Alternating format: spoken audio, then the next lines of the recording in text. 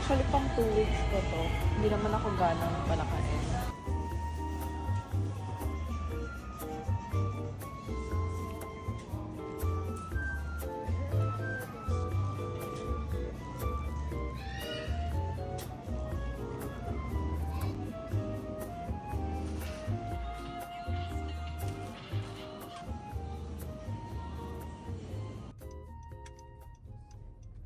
Tonight's dinner is nature's cereal. So, naglagay ako ng strawberries, blueberries, and blackberries, and I'm about to put this coconut water and some ice on it.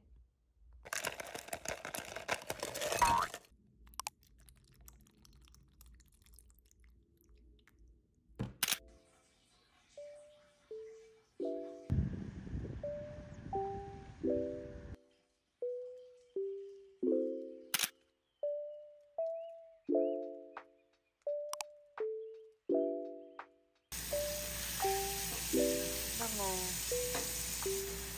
Lahat kayo kakapatid na may talent sa ano? Luto.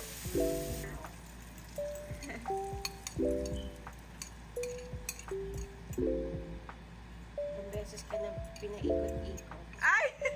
Tapos, joke. Piprituhin ka na. Hanggang sa masunog. Joke.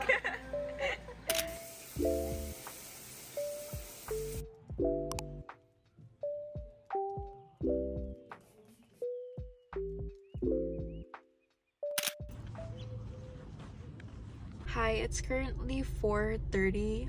Kakagaling ko lang ng work kanina. Nag-work ako mula umaga hanggang hapon. Then, umuwi ako agad para mag-shower and get ready kasi mag-aaral ako ngayon sa Starbucks. Yun lang yung talagang closest cafe dito. So, dun lagi yung tambayan ko.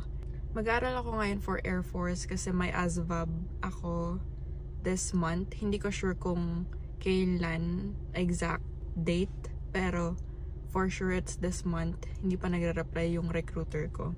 So, hindi ko pa alam yung exact date. Napasa ko na yung physical, pero yung ASVAB na lang talaga and yung swearing. So, hopefully, makapasa. Kinakabahan ako kasi ang dami kong plano pag hindi ako nakapasa. Pero, makakapasa yan. Ay Lord, di ba sama na ako?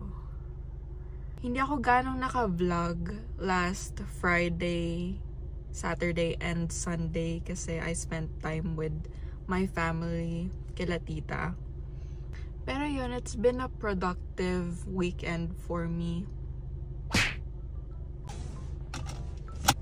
Medyo takot pa ako mag-drive mag-isa. So, hindi ako ganong nag-drive sa gabi. Buti na lang din, maaga yung off ko para maaga din akong makagawa ng mga dapat kong gawin. Lord, ilagay mo lahat ng angels sa gulong ngayon. Sobrang nakakapanibago pag nagda-drive ka na. Lalo pag mag-isa ka lang na nagda-drive. Tapos, kunyari ipapark ko yung car. Medyo napaparanoid ako kung nalock ko ba, kung may naiwan ba akong bukas. But, masaya naman. Actually, October pa ako nagpe-prepare for this one, Air Force. Physically and mentally. Ang una kong winner on is working out. So, nag-start ako mag-gym. Kapag hindi ako nag-gym, sa bahay ako nag-workout. And then, madami, like little stuffs. Like, yung pangtali ko ng hair, hindi dapat laging nasa wrist ko. And then, right now, I'm working on showing up more and waking up early. So, pinapakonti-konti ko siya hanggat sa maging 4 AM na yung gising ko. Actually, mahirap siya. Ito yung hardest part sa akin though, yung waking up early. Kasi hindi talaga ako morning person.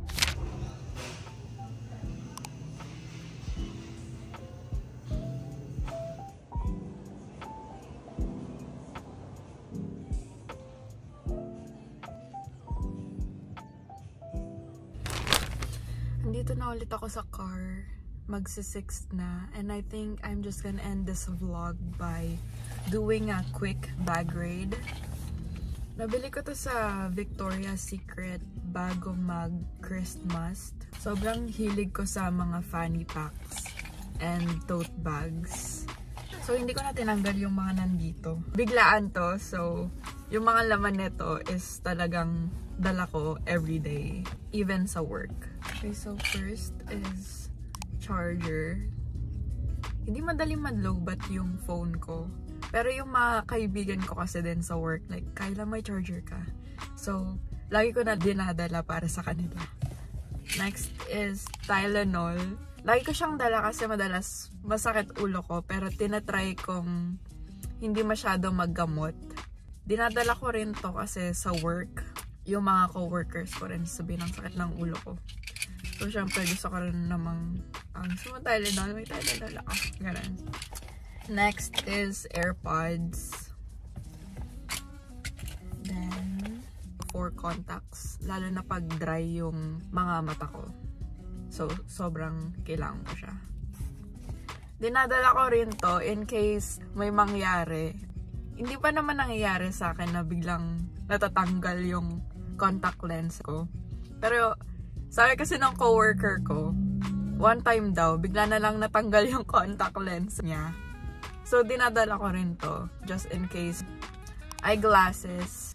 Actually, araw-araw ko nagko-contact lens. Wina-wear ko lang yung glasses ko pag bagong gising, bago ako mag-contact lens, or pag nagta-travel. Dinala ko rin to nung nag-medical ako kasi bawal daw contact lenses. So, nag-eyeglasses din ako. And, in case of emergency, dala ko siya. Halos lahat ng laman ng bag ko pang mata. And then, may marker ako, tsaka pen. And then, Vaseline for my lips. Dala ko din yung license ko. Wala pa yung actual na license ko. Darating ata siya. Siguro this week. Mahilig talaga ako sa fanny pack kasi sobrang ayoko nang masyadong maraming bitbit. Unless mag-aaral ako somewhere, naka-tote bag lang ako.